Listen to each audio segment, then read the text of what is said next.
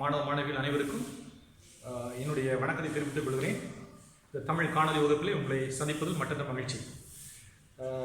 அன்பான மாணவ செல்வங்களே, உங்கள் இந்த நாளிலே நம்ம சென்ற வகுப்பில் நம்ம என்ன பார்த்தோம் அப்படின்னு சொல்லிட்டு கொஞ்சம் ஞாபகம் நினைக்கிறேன். குறிப்பாக அந்த இயல் 3ல் உள்ள இலக்கண பகுதி நம்ம பார்த்துருக்கிறோம்.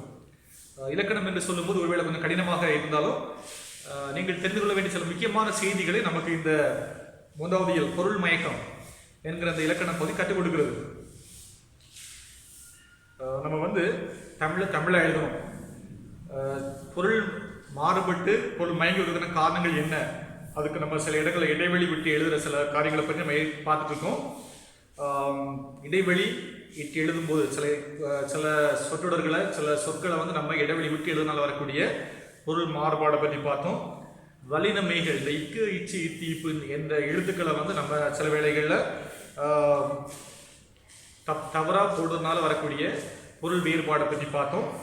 அப்புறம் காற்புள்ளியும் பொருள் மயக்கமும் நம்ம அந்த கமா மாற்றி போடுவதனால வரக்கூடிய பொருள் வேறுபாடை பற்றி பார்த்தோம். அது மட்டும் இல்லை, சில இடைச்சொற்கள், பெயர் வினை சொற்களோடு சேர்ந்து வரக்கூடிய அந்த இடைச்சொற்கள், அப்புறம் ஒரு சொல்லு இதில் வரக்கூடிய விகுதிகள், சொல் உருபுகள், இவைகளை நம்ம எப்படி சேர்த்து பிரித்து எழுதும்போது அவையினால் வரக்கூடிய பொருள் குழப்பங்கள் இல்லையா, பொருள் மயக்கங்களை பற்றி பார்த்தோம். பிறகு சொற்களை மாற்றி எழுதும்போது ஏற்படக்கூடிய பொருள் குழப்பங்கள், இந்த தவறுகளை நம்ம என்ன செய்கிறோம், சில இடங்களில் மாணவர்களை நாம் நம்முடைய வினாத்தாளில் அடிக்கடி செய்கிறோம். ஆகவே நீங்கள் இது தெளிவாக புரிந்து கொள்ள வேண்டும். அப்புறம் நினைவில் கொள்ள வேண்டிய சில பகுதிகள் என்று சொல்லி ஒரு 9 தலைப்பை பார்த்தோம். அது கொஞ்சம் ஞாபகம் இருக்கா எல்லாருக்கும்? பண்பு தொகை, வினைத்தொகையில் வினைத்தொகை நம்ம என்ன செய்யக்கூடாது, பிரித்து எழுதக்கூடாது, சேர்த்தா எழுதணும். அப்புறம் பெயர்ச்சொல் வினைச்சொல்லுக்கு இடையே நின்று இடைச்சொற்களை நம்ம என்ன செய்யக்கூடாது, இடையில் இருக்கக்கூடிய இடை சொற்களை சேர்த்து எழுதணும். அப்புறம் சொல்லுடன் சொற்களை சேர்த்தா நம்ம என்ன செய்ய எழுதணும்னு பார்த்தோம். உடம்படு மெய் அமைந்த சொற்களை பிரித்து எழுதக்கூடாது, சேர்த்து எழுத வேண்டும் என்று பார்த்தோம். தன்மை உணர்த்தும் அந்த கள் என்கிற விகுதியை நம்ம என்ன செய்யக்கூடாது, பிரித்து எழுதக்கூடாது என்று சேர்த்து எழுத வேண்டும் என்று பார்த்தோம். அப்புறம் இரட்டைக்கிழமை சொற்களை நம்ம என்ன செய்யக்கூடாது, பிரித்து எழுதக்கூடாது, என்ன செய்ய வேண்டும், சேர்த்து எழுத வேண்டும் என்று பார்த்தோம். புணர்ச்சியில் இயல்பு புணர்ச்சி, நம்ம ஒரு மெய்யும் ஒரு உயிரும் சேரக்கூடிய சொல் இயல்பாக புணரும் போது அந்த சொற்களை நம்ம என்ன செய்ய சேர்த்து எழுதணும், பிரித்து எழுதக்கூடாது என்று பார்த்தோம். உரிச்சொற்கள், ஒரு சொல்லுக்கு முன்னால் இந்த சால, உருத்தவ, கடி என்ற சொற்கள் ஒரு சொல்லுக்கு முன்னால் உரிச்சொல் அமையக்கூடிய சொற்களை அந்த உரிச்சொல் தொடர்களை உரிச்சொல் நம்ம என்ன செய்யக்கூடாது, பிரித்து எழுதக்கூடாதுன்னு பார்த்தோம். உண்மை தொகை, அப்புறம் எதிரணை சொற்கள், நேரிணை சொற்கள். எதிரணைன்னு சொல்லும்போது என்ன அர்த்தம், எதிரணை மேடு பள்ளம் எதிரணை சொற்கள். நேரிணைன்னு சொல்லும்போது சீரும் சிறப்பும், ரெண்டு ஒரே அர்த்தம் தான், சீரும் சிறப்பும். இது நேரிணை சொற்கள். இவைகளை நம்ம என்ன செய்யக்கூடாது பார்த்தோம், பிரித்து எழுதக்கூடாது, சேர்த்து எழுத வேண்டும். அப்புறம் உண்மை தொகை, உற்றார் உறவினர். மறைஞ்சு வந்தா உண்மை தொகைன்னு சொல்லுவோம், உற்றாரும் உறவினரும். இந்த மறைஞ்சு வந்தா உண்மை தொகை. இந்த உண்மை தொகை சொல்லி நம்ம என்ன செய்யக்கூடாது, சேர்த்து தான் எழுதணும், பிரித்து எழுதக்கூடாதுன்னு பார்த்தோம். இன்றைக்கு நம்ம என்ன படிக்க போறோம் அப்படின்னு கேட்டீங்கன்னா, பக்கம் 65 உள்ள சொற்றொடர் பிழை என்ன படிக்க போறோம் சொல்லுங்க, என்ன படிக்கிறோம்? பக்கம் 65 இருக்குல்ல, சொற்றொடர் பிழை. நம்ம பாருங்க, திணை, பால், எண், இடம், காலம் முதலிய பிழைகள் ஏற்படா வண்ணம் தொடர் எழுத பழகு சால சிறந்தது. நம்ம போன இலக்கணம் 2வது இலக்கணத்தில் பார்த்தோம் இல்லையா, திணை, பால், எண், இடம். திணைன்னு சொன்னா என்னது, உயர்திணை, அகரிணை. உயர்திணைன்னு சொன்னா மக்கள், தேவன், இவங்களெல்லாம் சொல்லும்போது உயர்திணை. அகரிணைன்னு சொன்னா அது தவிர்த்த எல்லாம், அதாவது விலங்கு, பள்ளிக்கூடம், மரம், வீடு, இது எல்லாத்தையும் நம்ம என்ன சொல்லுவோம், அகரிணை.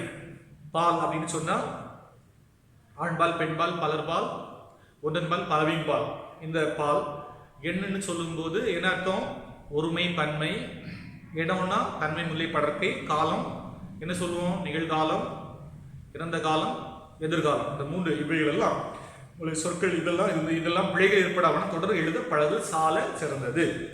கீழுள்ள தொடர்களை பிழையானவை அல்லவா சிந்தியுங்கள். அதை பாருங்க, புக்க பாருங்க, பக்கம் 65 இருக்கு இல்லையா, சொற்றொடர் பிழை. பாக்குறீங்களா? பாருங்க, கோவலன் மதுரைக்கு சென்றது. இப்போ கோவலன் அப்படின்னு சொல்லும்போது ஒரு ஆண்பால சொல்லுது. மதுரைக்கு சென்றது முடிக்கும் போது அதுன்னு முடியுது. அது வந்து ஆண்பால் உயர்ந்தனே சொல்லுது. முடியும் போது என்ன சொல்றது, சென்றதுன்னா ஒரு அகரணை, ஒரு விலங்கை சொல்ற மாதிரி இருக்கு சென்றது. அது தவறு. பறவைகள் நெல்மணிகளை வேகமாக கொத்தி தின்றது, அப்படி வருமா? பறவைகள் கள் வந்திருக்கு இல்ல, அது வந்து ஒரு பன்மை, ப்ளூரல்னு சொல்லுவோம், ப்ளூரல். இது வந்து நெல்மணிகளை வேகமாக கொத்தி தின்றது. ஒன்று முடியும் போது அது என்ன பண்ணுது, ஒரு மேல முடியுது. பன்மையில ஆரம்பிச்சு முடியும் போது எப்படி முடியுது, ஒரு மேல முடியும். அப்ப அந்த வாக்கியம் தவறா சரியா? சொல்லுடர் வந்து தவறு இல்ல, தின்றன அப்படின்னு சொல்லுவோம். குதிரையும் யானையும் வேகமாக ஓடியது. குதிரையும் யானையும் வேண்டணும் இல்ல, அது வந்து ஒரு பன்மை. குதிரையும் யானையும் வேகமாக ஓடின என்று தான் வரணும். ஓடியது என்று சொன்ன ஒன்று அது முடியும் தவறு. அவன் வெண்மதியிடம் பேசினாய். பேசினாய்னா ஏற்கனவே இறந்த காலம் சொல்லுது இல்லையா? பேசினாய்.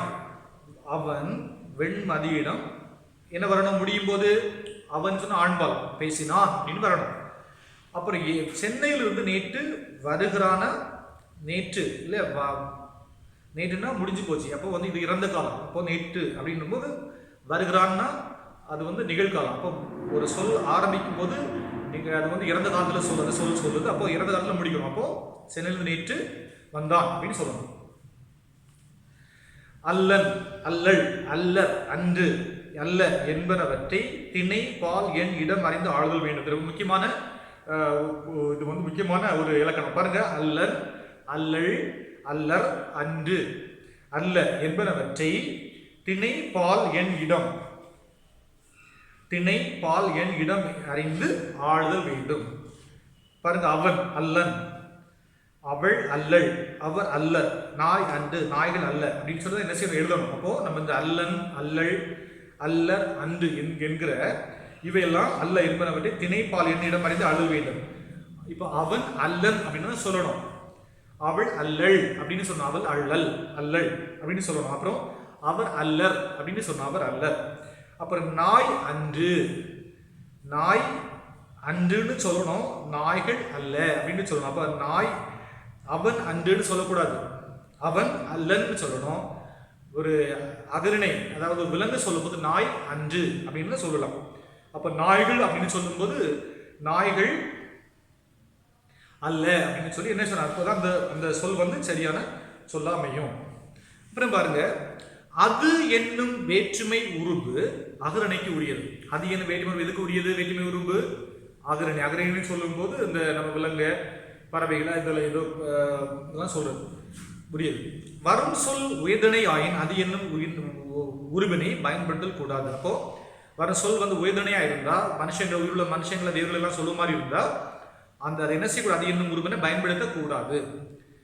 எனது வீடு அப்படின்னு சொல்ல தவறா சரியா? எனது அது வரக்கூடாது. எனது வீடு, அரசரது மாளிகை என்று எழுதலாம். ஆனால் எனது மனைவி இல்ல, எனது வீடு என்று சொல்லலாம் ஒருவேளை. ஏன் வீடுன்னு சொன்னா அது அகரணை. அரசரது மாளிகை, ஒரு மாளிகைன்னு சொல்றது ஒரு அகரணை. ஆனா எனது மனைவி, அரசரது மகன் என்று எழுதுவது பிழை. அப்போ அந்த என்ன அது என்னும் உருவினை பயன்படுத்துறது வந்து நம்ம சரியா பயன்படுத்தணும். எனது வீடுன்னு சொல்லலாம், எனது அரசரது மாளிகைன்னு சொல்லலாம். ஆனா எனது மனைவின்னு சொல்லக்கூடாது. மனைவின்னு சொல்லும்போது அது உயர்ந்தனை. அப்போ எனது வரக்கூடாது. அது என்ன எப்படி எழுதணும்? பிழை, அது வந்து உயர்தனை கூறியது. அப்ப என்ன எழுதணும்? ஆனால் எனது மனைவி, அரசரது மகன் என்று எழுதல் பிழை. என் மகன் என்று சொல்லணும், என் மனைவி என்று சொல்லணும். அந்த மாதிரி தான் என்ன செய்யணும், சொல்லணும். அரசனின் மகன் அப்படின்னு சொல்லணும். அப்புறம் பாருங்க,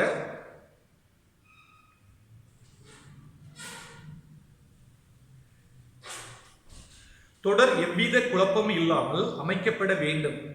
இரண்டாவது குழந்தையிடம் கேள்வி கேட்டான். குழந்தையிடம் இரண்டாவது கேள்வி கேட்டான். முதல் 2 சொற்கள் இடம் மாறியதால் தொடருக்கான பொருள் மாறுபடுகிறது.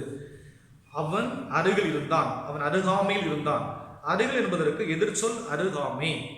இவ்வேறுபாடு தெரியாவிடின் தொடரின் பொருள் மாறிவிடும். இப்போ பாருங்க, தொடர் வந்து எவ்வித குழப்பம் இல்லாம நம்ம அமைக்கணும் இல்லையா? தொடர் வந்து குழப்பம் இல்லாம இருக்கணும். ஒரு தொடர் பாருங்க, இரண்டாவது குழந்தையிடம் கேள்வி கேட்டான். இரண்டாவது குழந்தையிடம் கேள்வி கேட்டான்.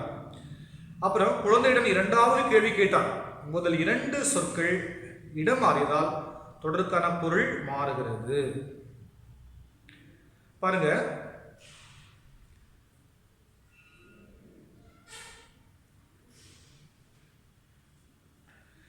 குழந்தையிடம் இரண்டாவது கேள்வி கேட்டான். இந்த சொல் வந்து முதல் இரண்டு சொற்கள் வந்து இடம் மாறினால் வரக்கூடிய பொருள் மயக்கம்.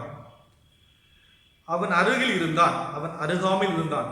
அருகில் என்பதற்கு எதிர்ச்சொல் அருகாமை. அப்போ அவன் அருகில் இருந்தான், அவன் அருகாமையில் இருந்தான். அந்த ரெண்டு அருகாமை அருகில் என்கிற சொல் வந்து ரெண்டுமே பொருள் நமக்கு புரியுது. அப்போ அருகாமை என்கிற சொல் வந்து என்ன அர்த்தம்? அந்த அருகில் என்பதற்கு எதிர்ச்சொல் தான் என்ன பேரு? அருகாமை. இவ்வேறுபாடு தெரியா அப்படின்னு தொடர்ந்து பொருள் மாறிவிடும். அருகாமை அப்படின்னு சொல்லும்போது என்ன அர்த்தம்? எதிராக, எதிர் என்கிற பொருளை வரவன் எதிரில் இருந்தான் அப்படிங்கிற பொருளை வரும். பேருந்து மோதி மிதிவண்டியில் சென்றவர் காயம் என்னும் தொடரும் பிழையானது. இப்ப பாருங்க, பேருந்து மோதி மிதிவண்டியில் சென்றவர் காயம் என்னும் தொடரும் பிழையானது. பேருந்து மோதியா மிதிவண்டியில் சென்றார், மிதிவண்டியில் சென்றவர் பேருந்து மோதி காயம் என்று எழுத வேண்டும். அப்போ இப்படி நம்ம சில சொற்களை எழுதும்போது, தொடரை எழுதும்போது பேருந்து மோதி மிதிவண்டியில் சென்றவர் காயம் என தொடரும் பிழையானது. எப்படி எழுதுவோம் பாருங்க, பேருந்து மோதி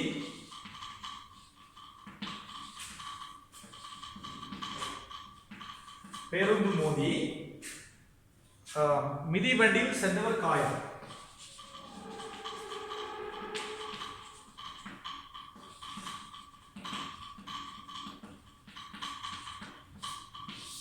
இந்த தொடர் வந்து சரியா தவறா? தவறு அல்ல. பேருந்து மோதி மிதிவண்டியில் சென்றவர் காயம் தொடர் பிழையானது. இப்போது பேருந்து மோதியா மிதிவண்டியில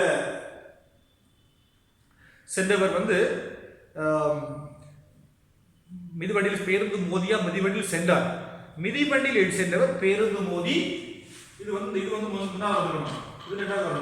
மிதிவண்டியில் சென்றவர் பேருந்து மோதி என்னது காயம் என்று எழுத வேண்டும். அப்புறம் பாருங்க, பொதுவான பிழைகள். நம்ம இன்னும் வந்து நம்ம எழுதும்போது பேசும்போது வரக்கூடிய இன்னும் சில பொதுவான பிழைகள். சுடு தண்ணீர் என்று எழுதுவதும் பிழையே. நம்ம என்ன சொல்லுவோம்? அதிகமா நம்ம பயன்படுத்தக்கூடிய ஒரு சொல் சுடு தண்ணீர்னு சொல்லுவோம். இது வந்து தவறா சரியா? சூடுன்னா நமக்கு தெரியும். தண்ணின்னா என்ன அர்த்தம்?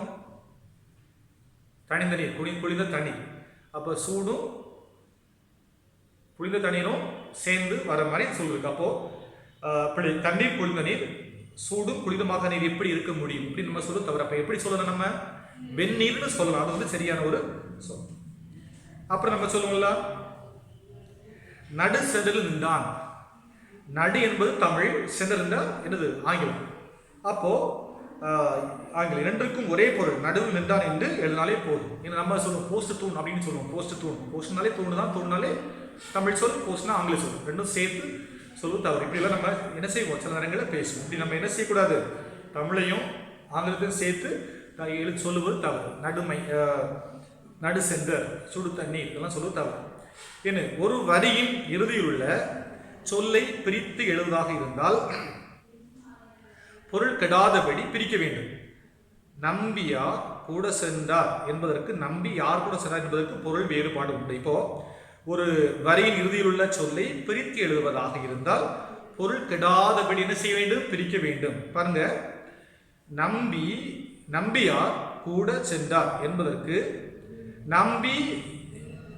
நம்பியார் கூட சென்றார் என்பதற்கும் பொருள் வேறுபாடு உண்டு. நம்பியார் கூட சென்றார் அப்படின்னு சொல்லும் போது இப்போ பாருங்க, நம்பியார்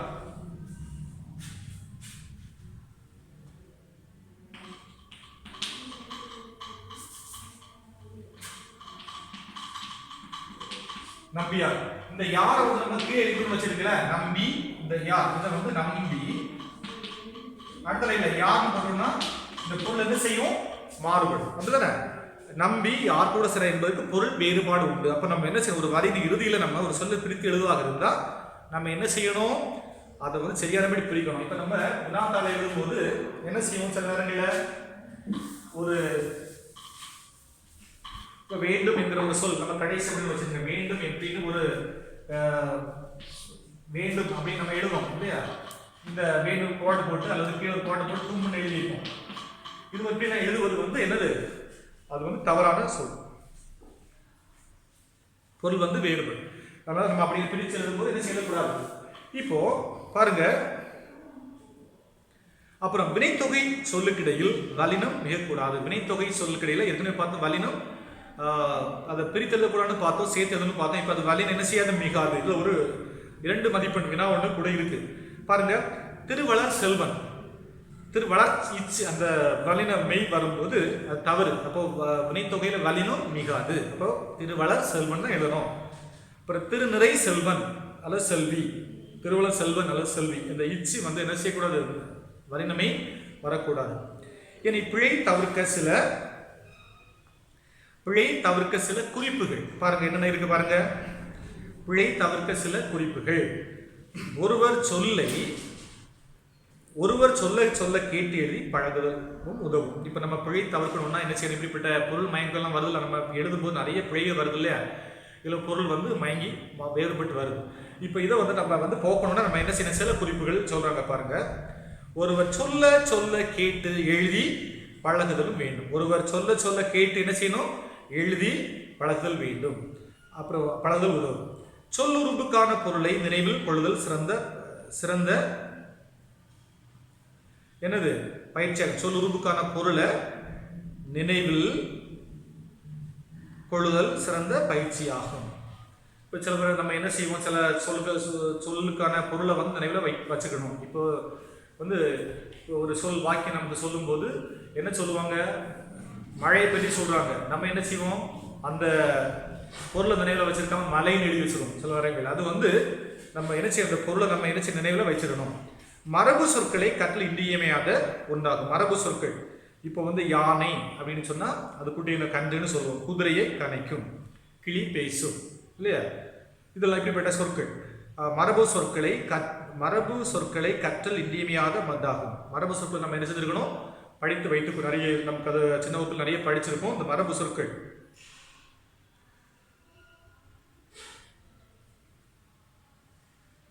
பிறகு இலக்கண விதிகளை மனதுள் பதித்து வைப்பது நமது கடமை. இலக்கண விதிகள் நம்ம என்ன செஞ்சிருக்கணும், அதை வந்து பதித்து வைப்பது நமது கடமை. எழுதியதை மீள படித்து பார்த்தும் பிழை இருப்பின் திருத்தல் நமது கடமை. இலக்கண விதிகளை தெரிஞ்சு வச்சுக்கிடணும். அது மட்டும் இல்லை, எழுதுதை நம்ம திரும்ப என்ன செய்யணும், மறுபடியும் அதை படித்து பார்த்து பிழை இருந்தால் திருத்தி என்ன செய்யணும், அது நம்ம கடமை. இப்படி நம்ம செய்யணும்னு சொன்னால் இந்த இப்படிப்பட்ட பொருள் மயக்கம் வராமல் நம்ம என்ன செய்ய முடியும், சரியா தமிழை எழுதவோ பேசவோ கண்டிப்பாக முடியும். ஆகவே இந்த இலக்கண பகுதி ரொம்ப ரொம்ப முக்கியமான ஒரு பகுதி. தெளிவாக இந்த இலக்கணம் நீங்கள் என்ன செய்ய வேண்டும், கற்றுக்கொள்ள வேண்டும். அப்போ நம்ம எழுத சொல்லிட ஒரு வாக்கியத்தில் பொருள் மயங்கி வருவதற்கான காரணம் என்னங்கிற செய்தியை வந்து நம்ம இந்த பாடம் நிறைய பார்த்தோம் இல்லையா. நம்ம இடைவெளி விட்டு எழுதுவோம், வல்லினமைகளை தேவையான போட்டும் போடாமல் எழுதுவதனால வரக்கூடிய பிழைகள், காற்புள்ளி நம்ம வந்து காற்புள்ளியும் அதனால் அதை மாற்றி போடும்படி வரக்கூடிய பொருள் மயக்கம், சொல் உருபுகள், இடைச்சொற்கள், விகுதிகள், இவைகளை வந்து நம்ம சில இடங்களில் சேர்த்தும் பிரித்தும் எழுதும்போது வரக்கூடிய பொருள் குழப்பங்கள், சொற்களை மாற்றி எழுதும்போது ஏற்படக்கூடிய பொருள் குழப்பம் பார்த்தோம். எல்லாம் நம்ம நினைவில் வைத்துக் கொள்ள வேண்டிய, எதையெல்லாம் நம்ம பிரித்து எழுதக்கூடாது அப்படின்னு சொல்லிட்டு நினைவில் வைத்துக் கொள்ள வேண்டிய சில விஷயங்களை பார்த்தோம். சொற்றொடர் பிழை நம்ம வந்து ஒரு திணை, பால், எண், இடம், கால இவைகளை தெளிவாக அறிந்து நம்ம எழுதணும். சில பொதுவான சில பிழைகளை பார்த்தோம் இல்லை, நம்ம அன்றாடம் பேசக்கூடிய சூடு தண்ணீர், நடு சென்டர், இந்த இப்படிப்பட்ட சொற்கள் வந்து தவறு அப்படின்னு பார்த்தோம். கடைசியாக பிழை தவிர்க்க சில குறிப்புகள், நம்ம என்னென்ன செஞ்சால் இந்த பிழை தவிர்க்க முடியும் அப்படின்னு சொல்லிட்டு பார்த்தோம். இப்போ நம்ம சில வினாக்கள் இருக்குது, நம்ம என்ன செய்ய போகிறோம், படிக்க போகிறோம். பக்கம் 67 எடுங்களாரும் இலக்கண தேர்ச்சிக்குள் இதை நம்ம என்ன செய்ய பண்ணியிருப்போம், படிக்க போகிறோம். பாருங்க, இலக்கண தேர்ச்சிக்குள் வினாயன் 1. இதை நீங்கள் அடுத்த வகுப்பில் இந்த கொஸ்டின் வினாக்களை என்ன செய்யணும், படித்து முடித்துக் கொள்ள வேண்டும். இலக்கண தேர்ச்சிக்குள் பொருள் குழப்பமின்றி எழுதக்கூடிய காரணங்கள் பொருந்துவரை தீர்க. இதில் என்னென்ன இருக்கு, ஆப்ஷன் படிங்க. என்னென்ன இருக்கு, தேவையான இடங்களில் இடைவெளி விடாமல் எழுதுதா, அல்லது தேவையான இடங்களில் இடைவெளி விட்டு எழுதுதல், நிறுத்தல் குறிகளை உரிய இடங்களில் இட்டு எழுதுதல், வல்லினமைகள் தேவையான இடங்களில் இடாமல் எழுதுதல். பொருள் குழப்பமின்றி எழுதக்கூடிய காரணங்கள் பொருத்தமாக, பொருள் குழப்பம் இல்லாமல் எழுதக்கூடிய காரணங்கள் பொருந்துவது எது, நிறுத்தல் குறிகளை உரிய இடங்களில் இட்டு எழுதுதல். 2 பாருங்க, வல்லினம்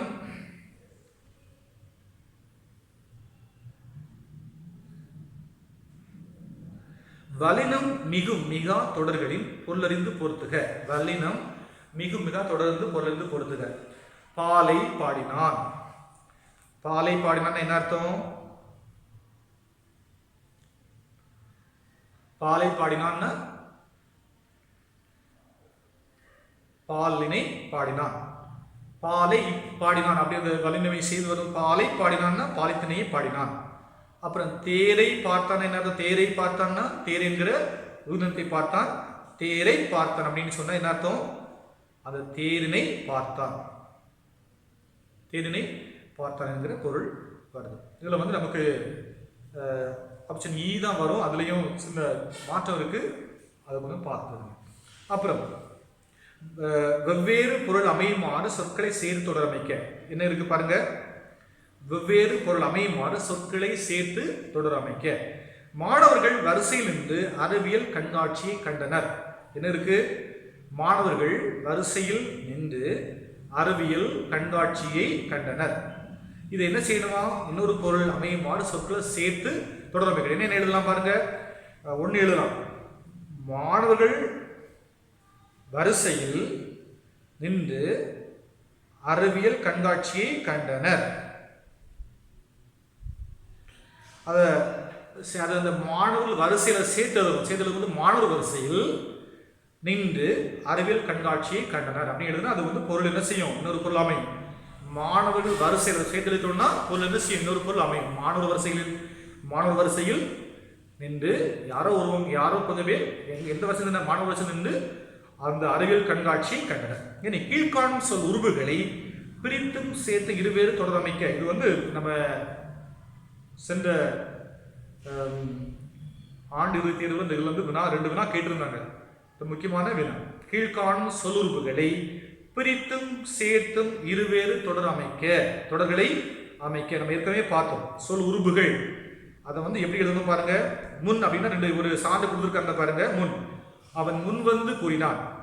இனி அவன் முதல்ல உள்ளது அவன் முன் வந்து கூறினான். இனி ரெண்டாவது அவன் முன் வந்து கூறினான். ரெண்டு முன்ன வந்து ஒன்றில் சேர்த்து இன்னொன்னுல சேர்க்கும் போது வந்து பொருள் வந்து மாறுபடுகிறது இல்லையா? தானே எழுதுனா தானே. அவன் தானே நடந்து சென்றான் வந்தான். அவன் தானே நடந்து சென்றான் அல்லது அவன் தானே நடந்து வந்தான் என்கிற பொருள் வந்து என்ன செய்யும்? வரும்ல. அப்புறம் வந்து பார்த்துட்டீங்கன்னா கொண்டுனா என்ன எழுதலாம்? கொண்டு நடந்து கொண்டு விட்டான். நடந்து கொண்டு விட்டான். அப்ப இன்னொரு ஒன்று எழுதும் போது நடந்து கொண்டு விட்டான். நடந்து கொண்டு விட்டான். நடந்து கொண்டு விட்டான் என்கிற பொருள் வரும். அப்புறம் அந்த நடந்து கொண்டு சேர்த்து சொல்லும் போது ஒரு பொருள் வருது. நடந்து கொண்டு அதை பிரிக்கும் போது இன்னொரு பொருள். அப்புறம் விட்டான் அப்படின்னு சொல்லும்போது அவன் மீனை பிடித்து விட்டான்.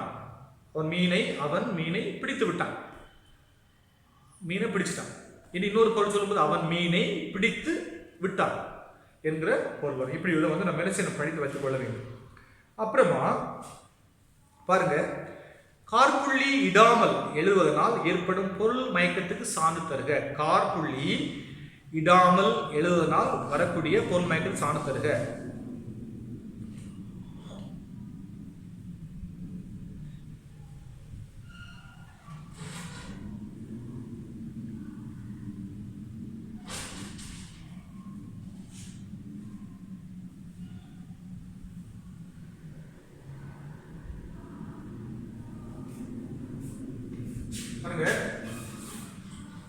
கார்புள்ளி இடாமல் நம்ம எழுத வேண்டிய பொருள் மயக்கத்துக்கு வந்து சான்று கேட்டது. பாருங்க,